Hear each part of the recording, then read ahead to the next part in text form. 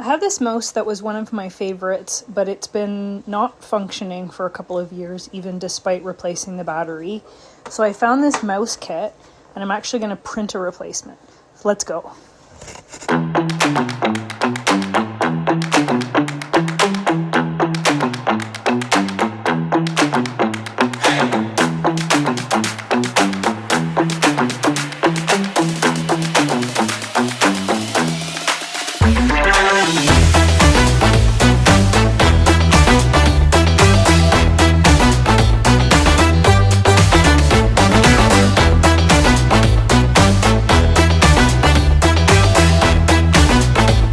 So after 2 failed prints with silk PLA, I actually decided to go to a different material, which is the Zero Quick Change Rainbow Filament.